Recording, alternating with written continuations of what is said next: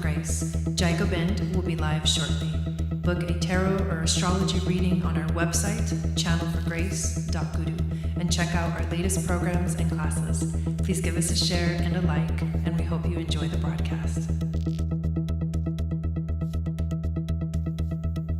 Welcome to the Channel for Grace. Gobind will be live shortly.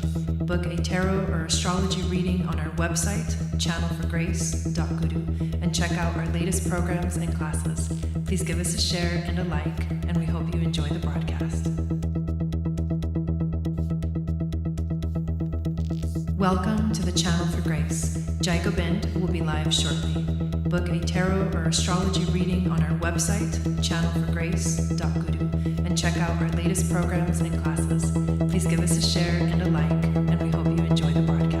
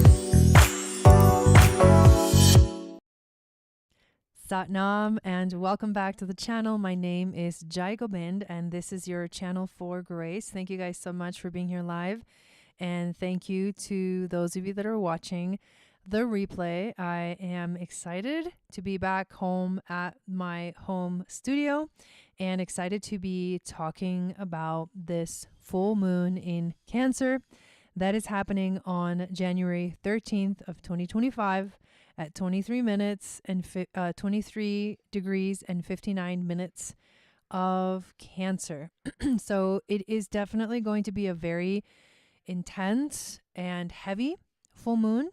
It is going to be making a conjunction to Mars, which is definitely not Mars retrograde, which is definitely not going to be the best, but we're going to get a lot of insight from Mars retrograde with this full moon. And there's a lot of connections to the last time we saw two new moons in Capricorn or two full moons in Capricorn, I believe, during Cancer season. So anyways, before we dive in, I do want to make a couple of announcements and let you guys know of some of the awesome and fun things that are going on on the community. If you have not subscribed here to the channel, make sure you subscribe, hit the notification bell so you get notified of when I go live and when I upload videos.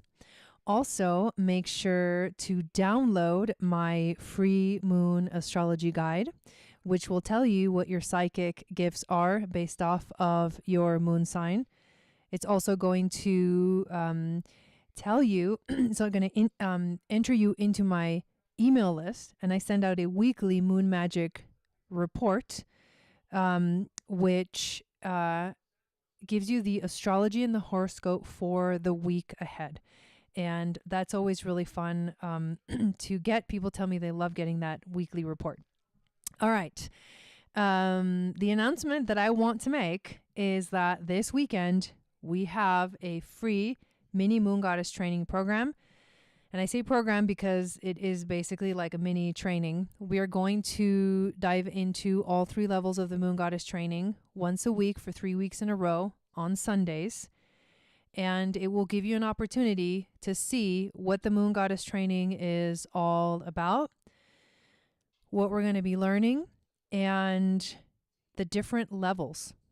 So if you're new to the Moon Goddess training, actually, Ashley and I just recorded a podcast. She's going to be helping out this year with the Moon Goddess training, doing private sessions with you guys that decide to sign up for the program.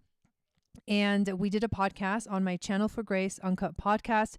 You can find it. You can also find it here. I created a podcast here on YouTube with the same name. So it should be under playlists, and you can find the podcast episodes that I've posted there. You can watch it on video, which is actually really great to do. But the Moon Goddess training is my most comprehensive program. I call it the Akashic Priestess Path because it really is a priestess path. It is a 3-part series training with the end goal of becoming certified as an Akashic Records reader. In level 1, you learn the fundamentals of how the Akashic Records work and what they are. And we do this as we journey through the mystery schools of ancient Atlantis. So we go temple by temple along the Nile, starting with the temple of Abu Simbel, the root chakra, moving to the temple of Isis, then the temple of Kom-Ombo, and the temple of Horus, then the temple of Karnak, Dendera, the Osirian temple, Dashur, and Saqqara. And then the last week, we go into the temple of the Giza pyramid. And each temple has lessons within all these realms of Hermetic alchemy, sacred geometry, the chakras, and there's actually a list of all the different topics if you just scroll down. So you're going to be initiated into the ancient mystery schools of Hathor and ancient Atlantis, learn how to activate your sacred space as you step into your sovereignty. You're going to learn how intuition works, how to access it, and find your psychic gifts in your natal chart. We do astrology. We do gene keys throughout the whole program. The activation sequence happens in level 1, the Venus sequence in level 2, and the Pearl sequence in level 3. We learn also human design. We start that, I believe, in level 2. We learn about the moon phases, how to work with the moon, how to manifest with the moon. We also do things like learning about our progressions. We learn about the 13 moon centers, how to identify them within ourselves. These centers live in our body, and how to honor our own moon center cycle. And this last year, we actually had one of our participants, Anya. She designed this really beautiful kind of pie chart journal to be able to chart our moon centers. And charting our moon centers helps us to understand the emotional flows that we go through in our daily lives, but with the moon, with the monthly cycles of the moon. It's actually really, really amazing. Ritual ceremony. We actually do a 40-day meditation. In the first level, we do it for all 3 levels. In the first level, they're all Kundalini yoga meditations. I trained as a Kundalini yoga teacher, and it is a practice that is very activating, very powerful, and goes hand in hand with the ancient mystery school teachings on how to work with body, mind, and spirit. Kundalini yoga works a lot with the breath and with the chakras. So it's all, this program is designed specifically as a mystery school, and everything we do is like, you basically get all the things. You don't just get the mental knowledge, you get the actual physical practice of all this material. And then we have the temple journeys, learning about the Akashic records, learn about the 7 laws of the universe, Hermetic alchemy, sacred geometry, the 9 dimensions, the chakras, the astrology, and so on and so forth. So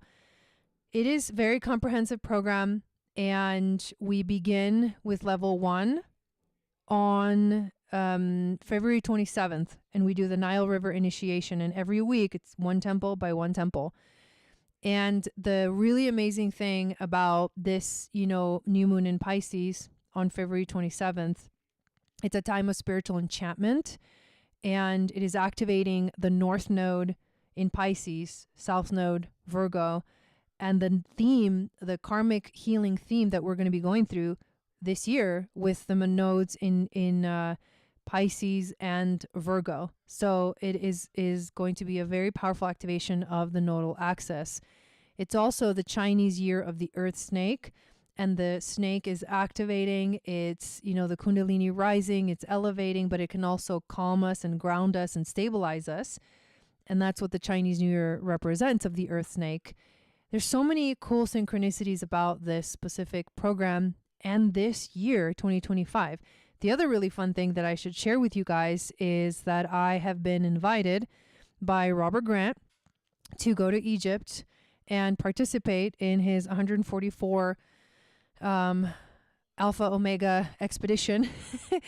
And it's going to be amazing because I am going to be physically going to all these temples before we officially start our program. And it is my first time in this lifetime that my body's going to be physically going to the temples, and I am stoked. I can't freaking wait. So I'll be going there, collecting the information, and bringing it in a way this year to this program that has never, ever had before. So many firsts with this year. It's the same program, same powerful, potent content. The people that have taken this program their lives have completely changed. They are like completely activated. I'll read you one of these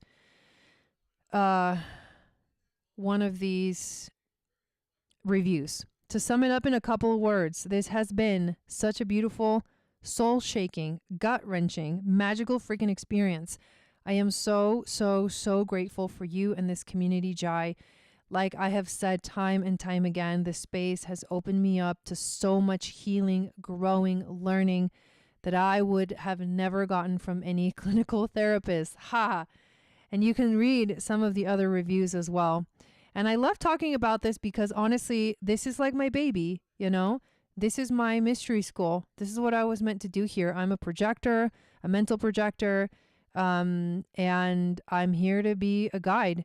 And if you feel drawn, if you feel called to work with me, this is going to be the program that will completely help you fully step into your unique design in all ways, shapes, and form. Body, mind, spirit, human design, gene keys, astrology, all of it, you name it. It is very empowering. You really fully step into your power. And so the cool thing is we're doing a free mini training to give you insight, to give you a taste of what this program is going to be like. Christy is joining us for the Moon Goddess Training Level 1 this year. I am so excited. But all of you, please come join us for the free mini training. So what we're going to do for these, this mini training is our first Sunday session, which is this Sunday. We're going to go into everything that we learn in Level 1 and have a taste of 3 different things from like one topic from each thing. So we're going to be going into the Akashic Records and I think we're going to do the Nile River Initiation Journey. We're going to be doing one of the meditations from the training from Level 1, and we're going to learn one of the spheres of the Gene Keys activation sequence. And we're going to do the same thing for the next Sunday, and then which will be Level 2, taste of Level 2, and then taste of Level 3. And then I'm going to go to Egypt and go to all the temples and then come back, and then we start. So can't freaking wait. Cannot recommend this program enough. It is going to completely activate you and change your life. So please join us. Hello, Ashley. Rebecca, I'm going to look at all your comments right now that I didn't get a chance to look at because I was sharing that information. She says, your video about the upcoming Moon Goddess training in 2025 yesterday with Ashley. So enjoyed hearing about her journey and how the training has shifted her life. Yes. Been deep diving into thought about how much I have shifted at a soul level since completing the Moon Goddess training. This year is going to be out of this world with the extra items you've added, and this year's training with Ashley. Yeah. Especially after you go to Egypt. Exactly. And all the downloads you will receive by the time you get to the Gene Key training. Yeah. It is. I'm very, very, very excited.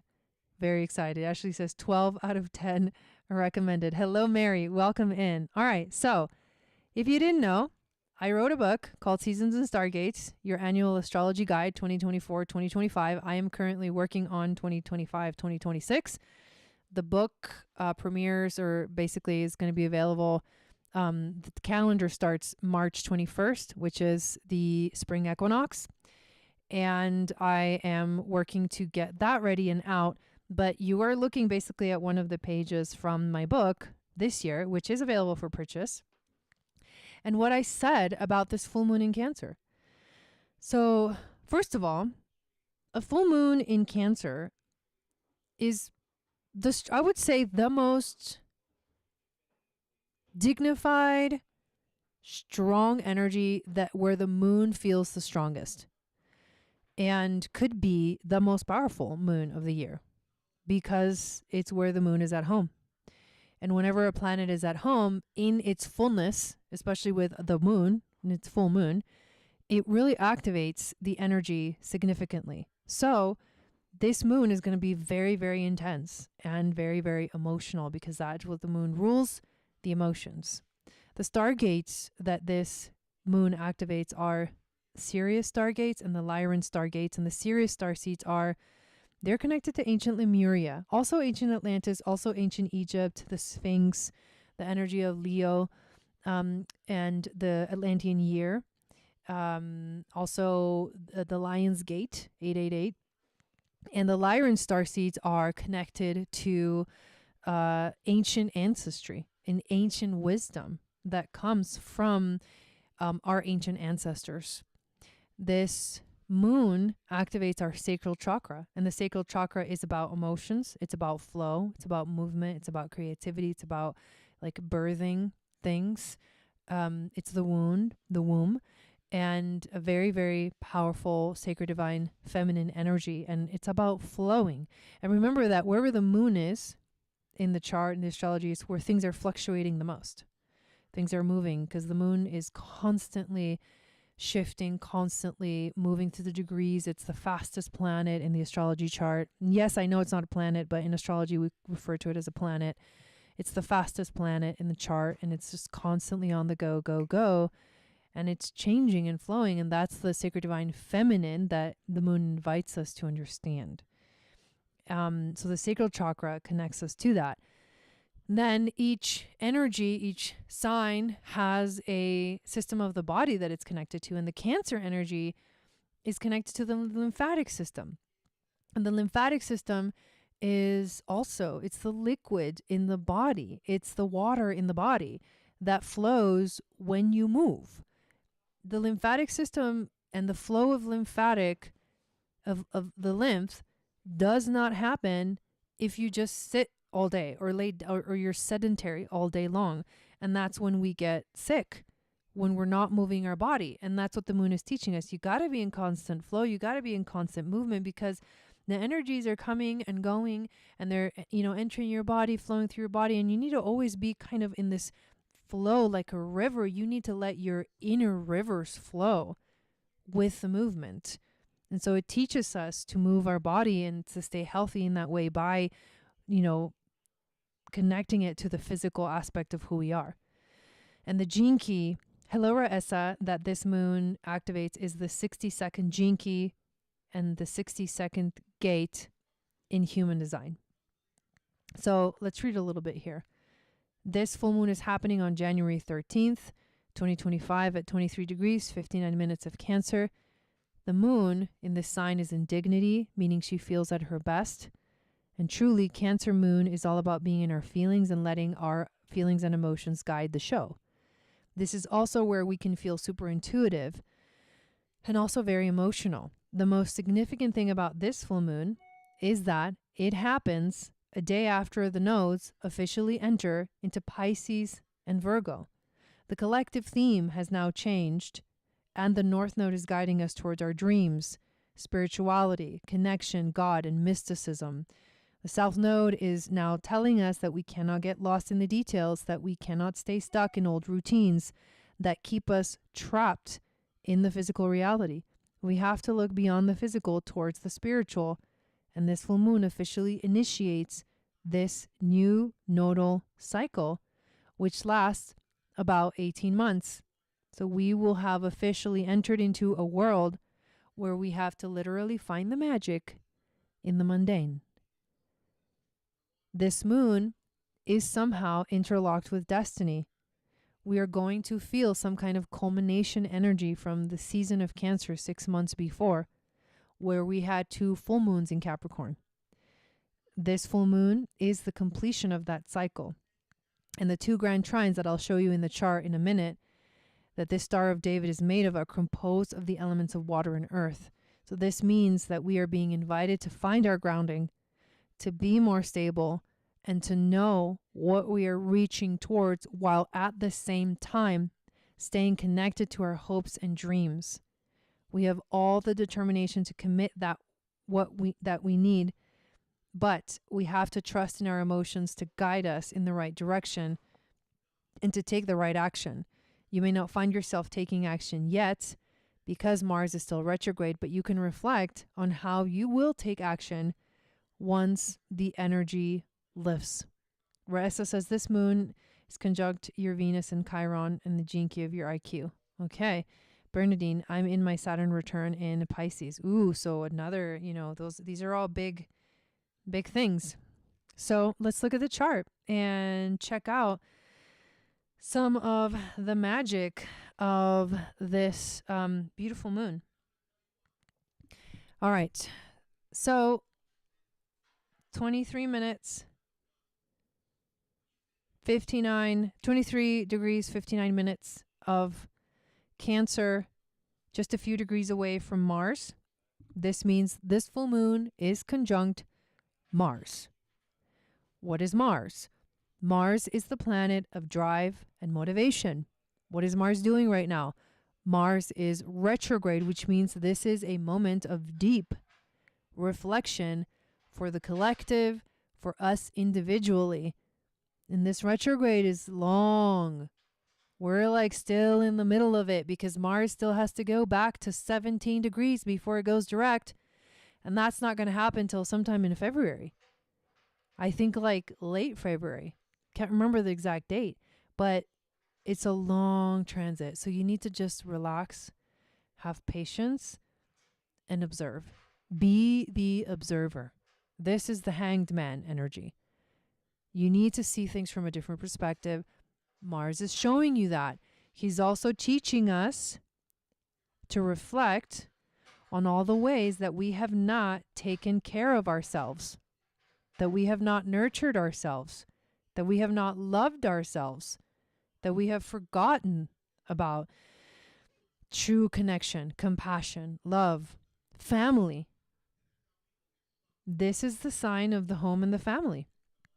So it's about security. It's about feeling safe in your own home. And home doesn't mean a house. We all know that, Home is your environment. It can be anywhere.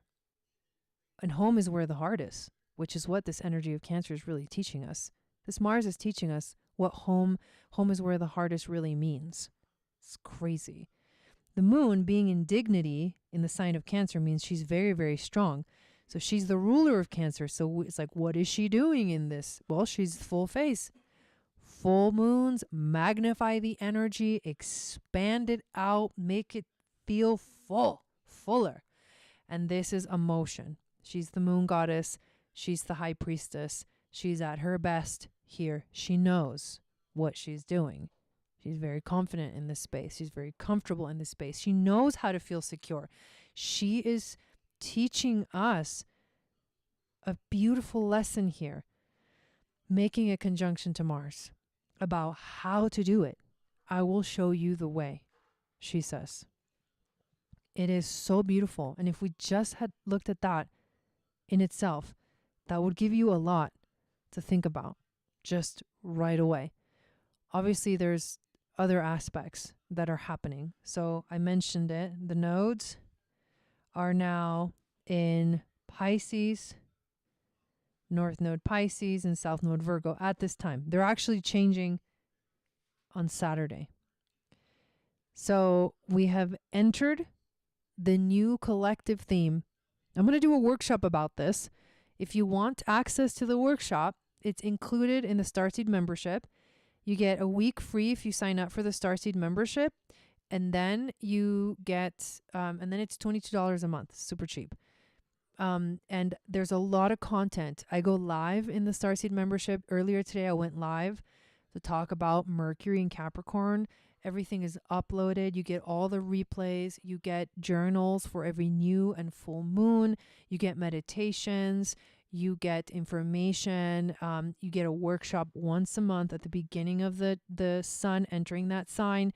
Hello, Tegan. Welcome in. And you learn all about that season, how it's going to be affecting you. Like I literally look at everyone's chart that shows up for the workshop every month, and I'll tell you this is going to be happening here and this is what to focus on.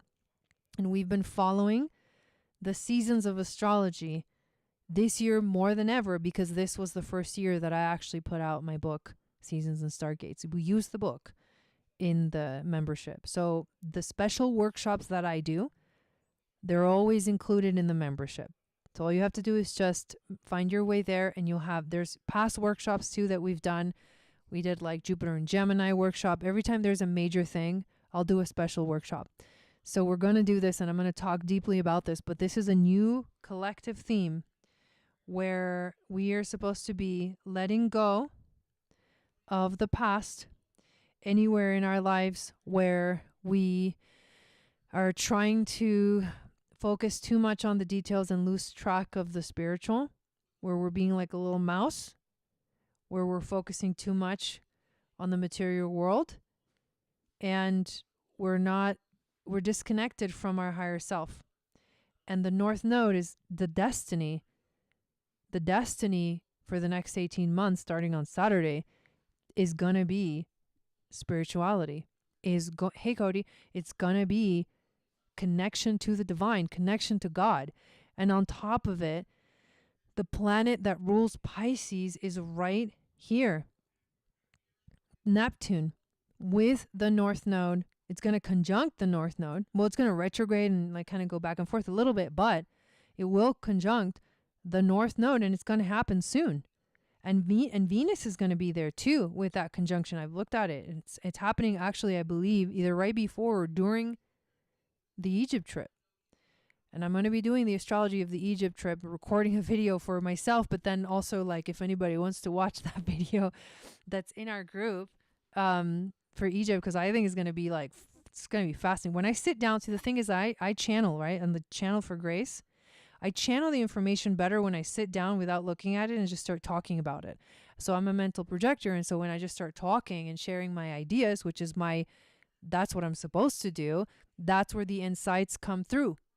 That's where the epiphanies come through. So I'm going to sit down and look at all the dates right before, during the event, and after to just see, and I'll upload it on YouTube. Why not? You know? So yeah, it's going to be super exciting. But this is so magnified here because, oh, nice, Cody. Okay. This is so, yeah, thank you. I'm so excited too. This is magnified here because of Neptune. I mean, that's crazy, right? So those I would say two of kind of like super significant things happening during this time. Let's see what else is going on, specifically with aspects that the moon is making. So right here, let's do the thicker line. Right here, there is a trine to Juno. Juno is the asteroid of marriage and commitment. She's the wife of Jupiter in mythology.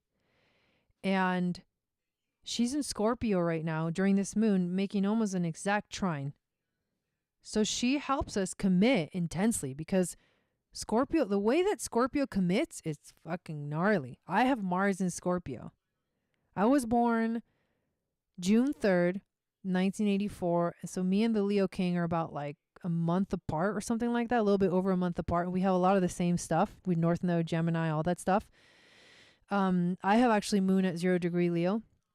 But anyways, Mars in Scorpio, that was like 1984 year, is so intense. It's like, it doesn't give a fuck. Mars in Scorpio is straight up like warrior energy. And it's intense and it can be very intimidating for people. Like I feel it when people have Mars in Scorpio. It's like, dude, get out of the way, you know? So she, the asteroid of marriage and commitment, teaching us to frickin', this is it. Like you cannot waste your time Scorpio is not going to waste its time. Like a lot of the, like, I would think Capricorn wouldn't waste its time. Um, Aries won't waste its time, although Aries might not think before it acts. But Scorpio and like Capricorn to me are the two signs that I feel they teach us, like, they're so solid in their energy. They know themselves. They trust themselves and their power. And this is power. Scorpio wields power. It is the realm of Pluto and Mars. So this trine, the trines, they bring in easy flow. So easy flow. And then you have these two aspects also within orb making trines to that north node and Neptune. So this is a grand trine in water, which means what? It means enhanced intuition, psychic abilities, the ability to like see clearly through the realm of the emotions, seeing the unseen, hearing the unheard. Okay, so that's a big deal. Let's see what else is going on. Look at this. There is a sextile, and this one is pretty exact. It is exact. Not in the minutes, but in the degrees, so that's exact. To Uranus. What does Uranus bring? Uranus brings unexpected things. If it's the moon, unexpected emotions, surprises. Sextiles are better or easier. Maybe it's more like, oh, this is fun. Look what just happened. Instead of, oh, fuck, look what just happened. You know what I mean? Like the sextile they're trying will make it a little bit more fun than like, oh my God, I can't believe I like the change that Uranus brings with a square can be very difficult. With a sextile and a trine can be a little bit, I would say, a little bit more fun. At the same time, Uranus is making an exact trine to the sun at 23. So Uranus is trining and sextiling this full moon, which here's the full moon opposition. So the something exciting is coming on this full moon. And I would say, hopefully, my hope is that it's something fun, not scary and difficult. But nonetheless, unpredictable. Let's take a look a little bit more. Uranus within orb, you could say, making a trine to the south node. And the south node and the sun trining each other within orb. That is a grand trine too. That grand trine is in the element of earth. So what does that mean? That means more grounding. That means more practicality. That means more like focus. And if you look at that, and I just kind of delete all this other stuff, what we have here is basically a Star of David. And these points are within orb, sextiling each other, which that's the Merkaba. That's why the Star of David formation, it's not exact, but it's within orb. And I would say because it's happening during a full moon, that we should look at it, even though it's not exact. So the Star of David, right? The tetrahedron pointing up, sacred geometry, right? Tetrahedron pointing down. This is the cube. Let me show you the cube.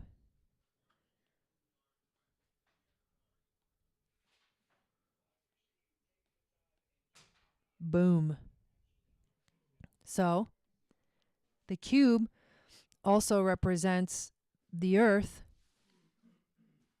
our connection to the earth, And this is what's coming through right now. This is a full moon that's definitely, I mean, obviously everything affects us on Earth, but I think the cube coming through here, the sacred geometry aspect of this, which is like a totally different way of looking at it, just astrology chart, is bringing attention to that element of the earth and the earth herself and the activation of the Merkaba, right? The sacred vehicle that we are all, that's what the Merkaba is. It's in the tetrahedron that points up. Oops, I didn't mean to delete that. In the tetrahedron that points up, maybe I'll change the color. That's spirit descending into matter. And then the tetrahedron pointing, I mean, it could be vice versa as well. But this one too is like, it originates here. So this would be matter ascending up to spirit.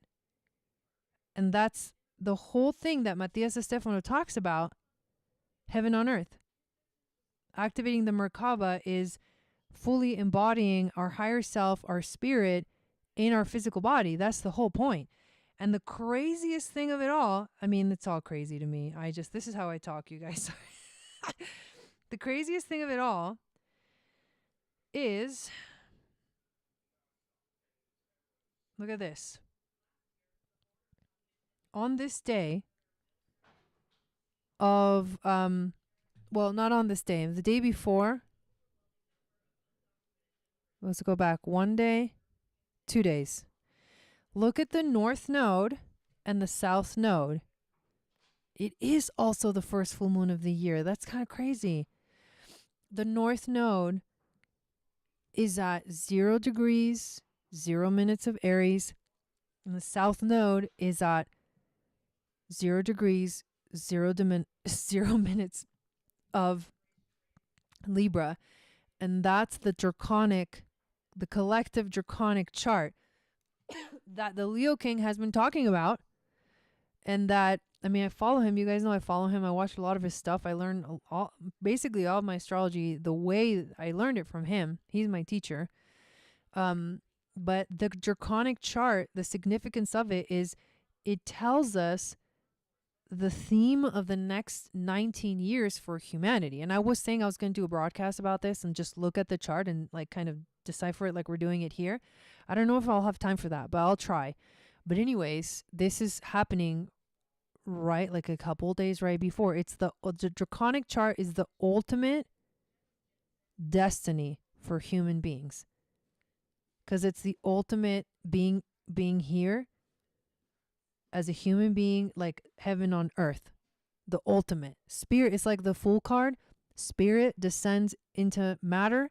The Fool represents the spirit of the self that like jumps in to the experience, which in this perspective would be the lifetime, being born into a new life, a new journey. It's the hero's journey.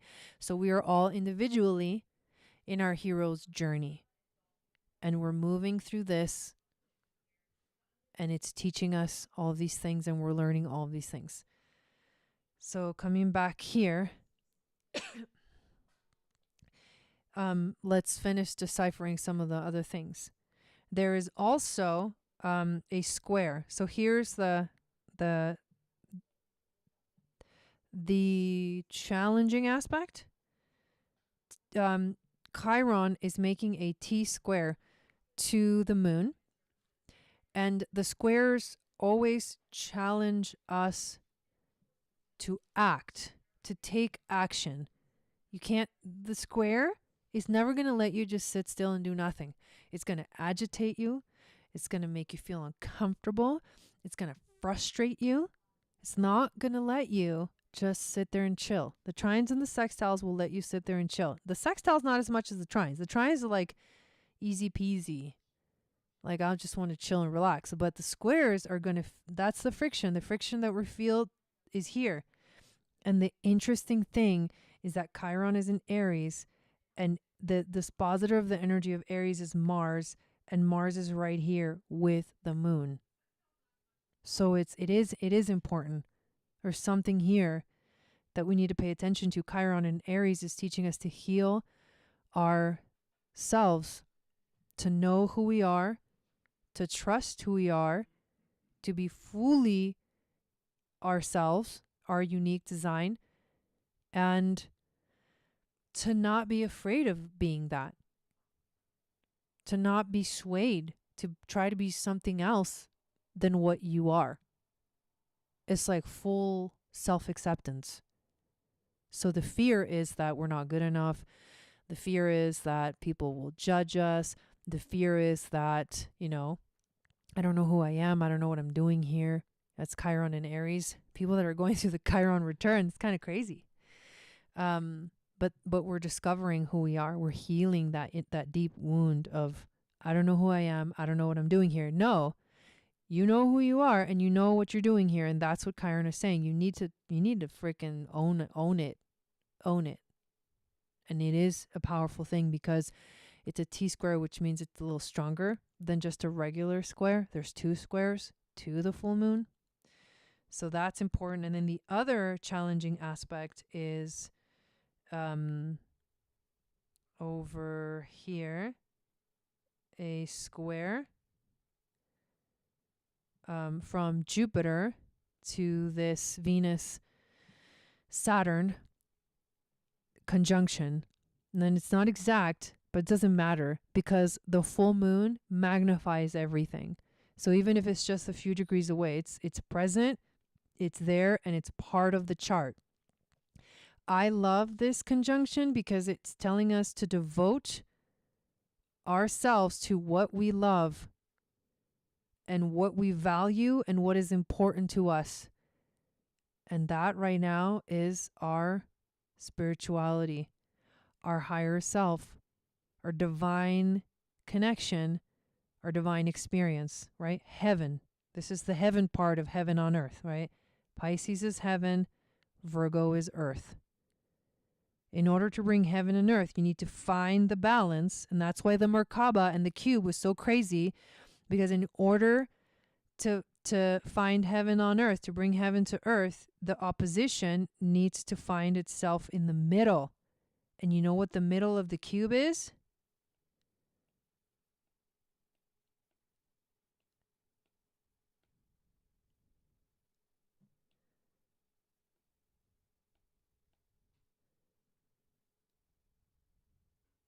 My drawings suck, but I'm going to try, okay? Okay, my drawings suck. Okay.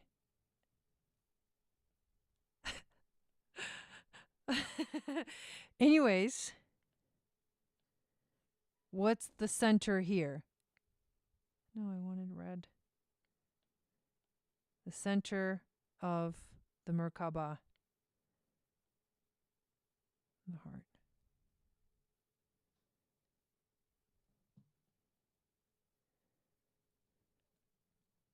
Dude. Fucking crazy. That was supposed to be a person meditating, by the way. Anyways. Look, and like, it's pointing at the Grand Trine in water. It's a Grand Trine in water, which is the emotions.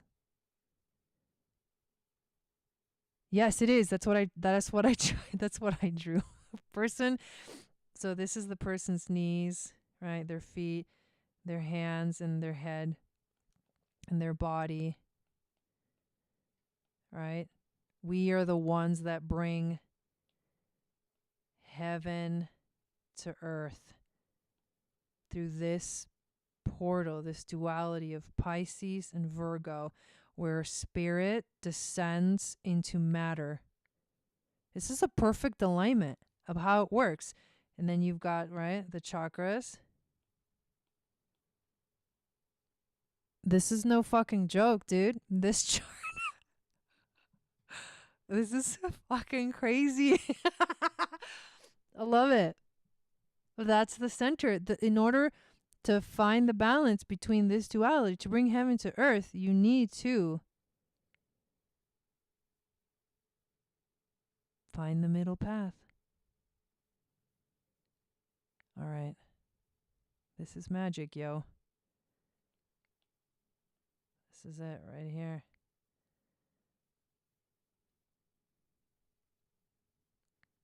There it is. Damn. My mind is blown too, you guys. I literally I didn't even look at this chart before I started the live. I was like, oh, well, I should have looked at it earlier. I'm like, nah, just go. It's better this way without looking at it first. I'd looked at it before when I was writing the book, but this didn't come up before. This is something happening here for us. Whoever's watching here, this is for you. The hard one would be the square from Saturn to Jupiter. That's a real challenge. We've been feeling that this whole year. And it's a freaking gnarly push. That's the gnarly push. I know, right? It flowed. Me too. That's the hardest aspect of this whole thing. Because this one is like, there's no time to fuck around. I'm going to push you beyond your limits.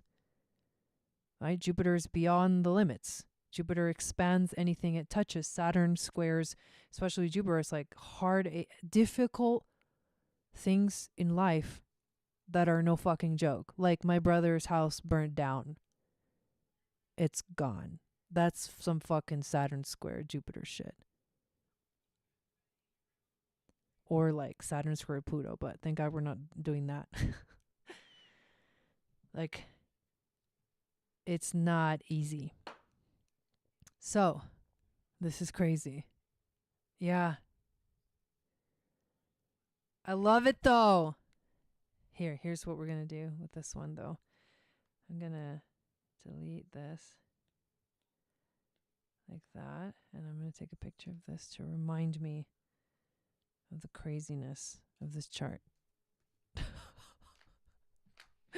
What the hell? Okay, no, but it's good. It's good. I knew there was something really intense about this full moon. I was like kind of a little bit scared about it, but I think it's bringing up the major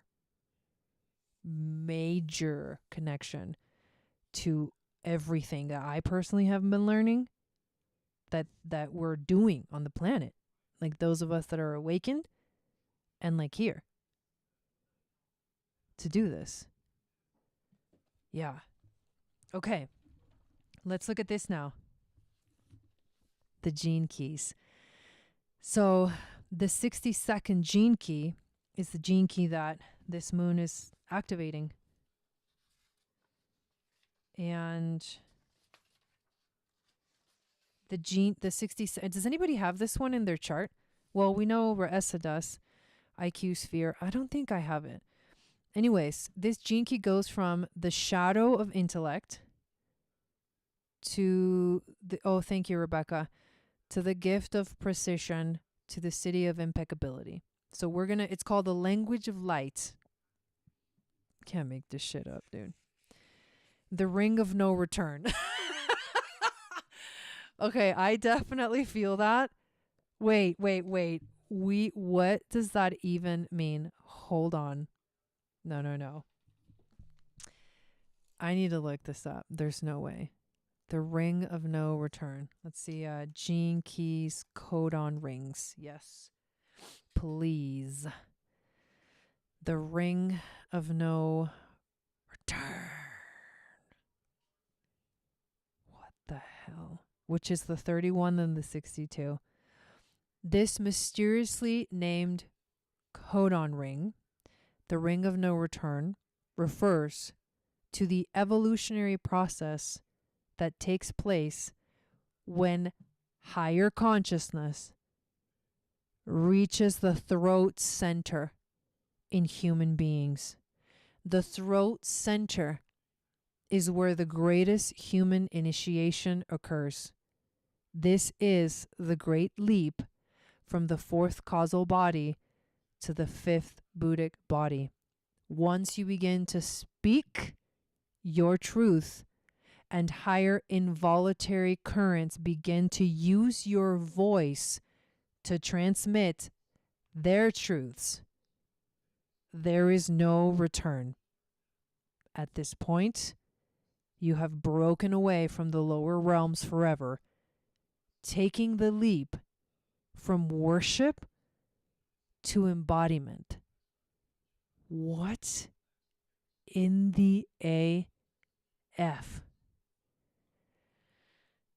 Dude. Okay, here we go. I'm going to read to you about the city, which is the divine gift. I like to elevate the frequency.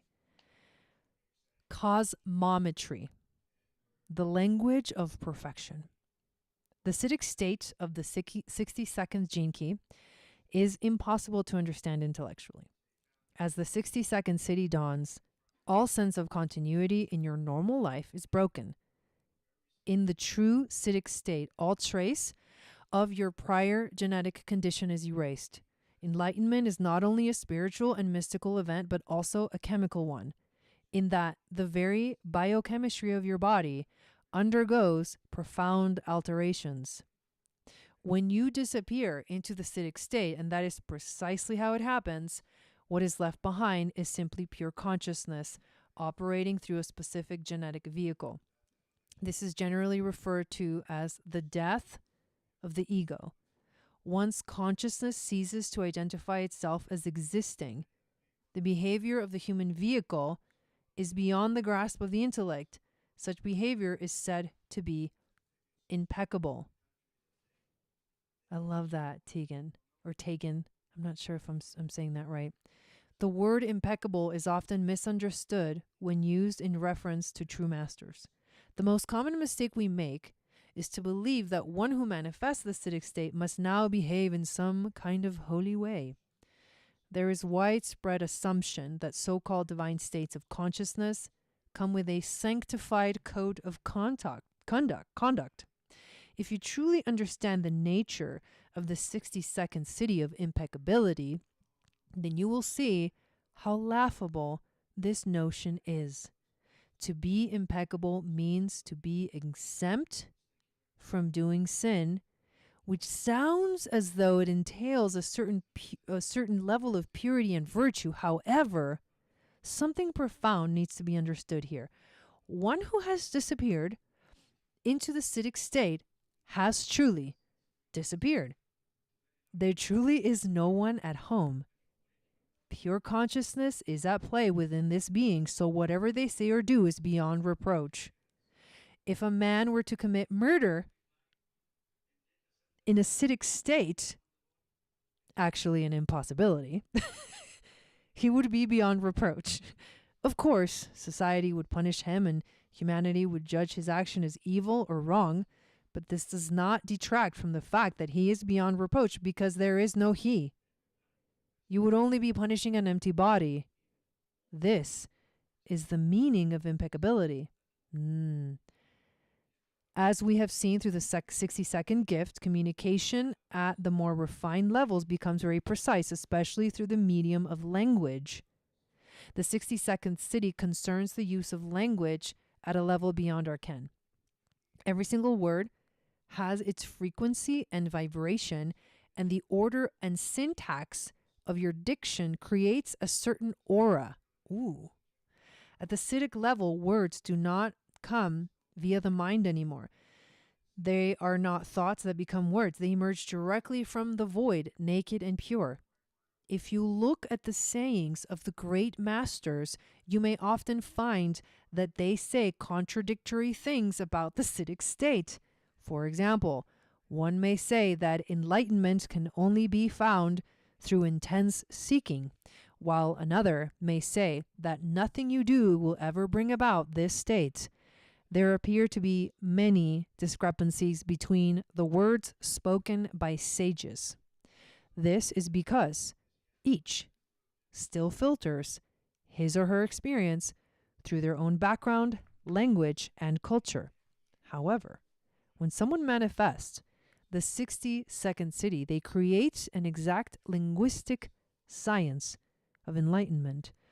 It is often amusing to note how closely related are the shadow and the city. Thus, such people will be the intellect to defeat itself through pure logic. Thus, such people will use the intellect to defeat itself through pure logic.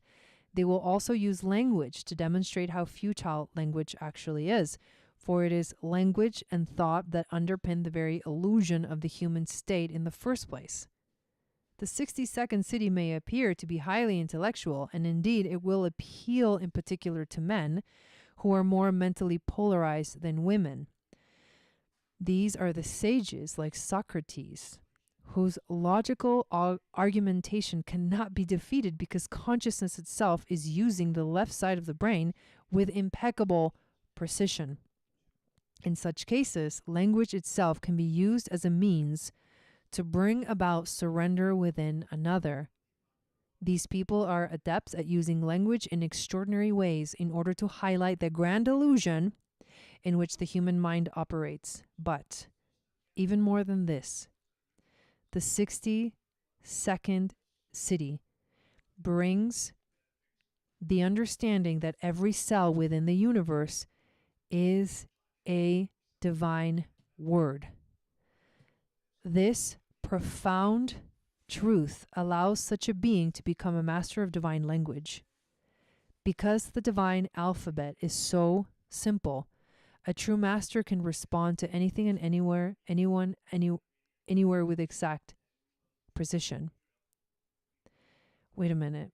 Because the divine alphabet is so simple, a true master can respond to anything and anyone, anywhere with exact precision. The science underlining all creation is sacred geometry. What the fuck? Dude. You saw the cube that came out, right?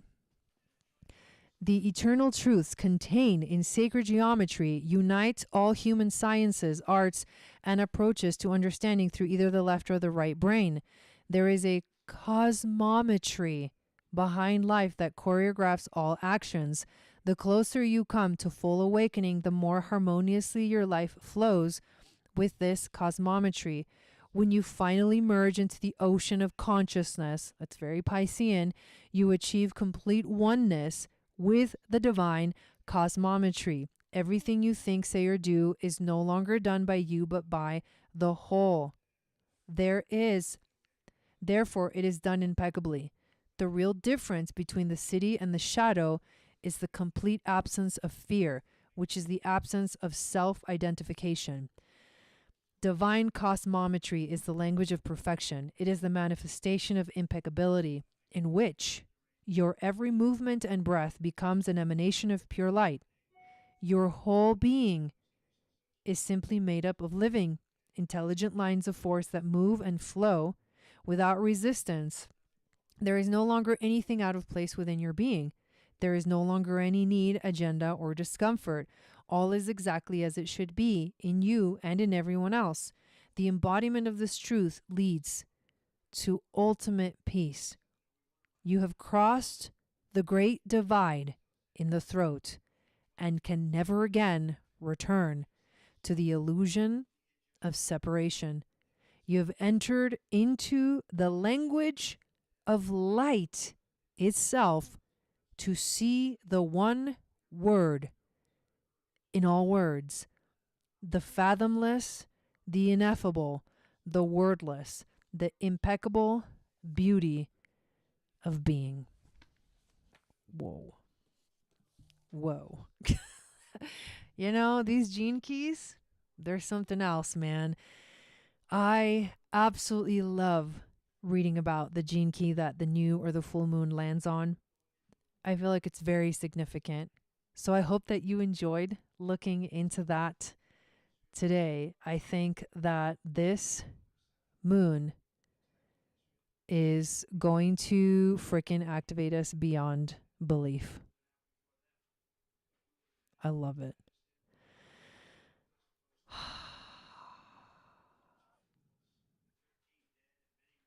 Yes.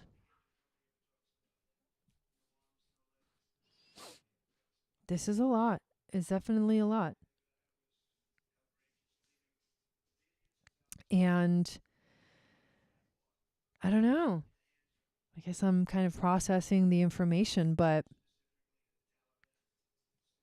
this is what we're moving into this week. Oh, yeah. That's what I do. I like connect all the three systems together. Apparently, this is so funny. I love making fun of myself. I don't think I'm anything special. Honestly, I'm like, I'm a 2-4, okay? But what I love to do is bring all the three systems together, like astrology, gene keys, and human design. And so because my brain loves systems and also patterns, the more I know of systems, the more I can see them speaking to me in all the different languages. But specifically, the astrology, the gene keys, and human design are it's like a web. They're all intricately connected. I literally just saw a cube. What the hell? And they all bring us something really beautiful. So it's important to look at all of them. Raessa said, I read it twice before, still blows my mind every time. So much is connecting. Mars has gone over my Cancer energy and my Leo energy, which is both my 62nd gene key and the 31st gene key, the ring of no return. Dude, the ring of no return. And I do feel like collectively this moon that's what it's telling us. I know, right, Angela? That's what it's telling us. We can't go back. There's no return. We will not go back to the way things were. And it's quantum leaps now. Quantum leaps, quantum leaps, quantum leaps, quantum leaps. Oh, Rebecca says, I can't wait for the human design video because I will have a complete channel with the 62. Ooh, yes. That's tomorrow. Tomorrow, same time, I'm going to do the human design transit reading for the full moon. And yes, so we get the full picture. And then on Monday night, when the full moon is actually here, I'll do a live Akashic reading and I'll play original music. I sing and play the guitar. Sacred pivot. I love that. The geometry is creating a portal. Yes, this moon definitely feels like a portal. Here we go. All right. Thank you guys all so much for being here. Thank you for watching. If you really enjoy this video, please give it a like, subscribe, share it out on social media. That really helps to grow the community and reach more people. And I hope everyone has a beautiful and amazing rest of the week. And hopefully I will see you on Monday for our sacred ceremony, our Akashic reading. And I hope that this one treats you well. All right. Sat Nam. I will see you tomorrow.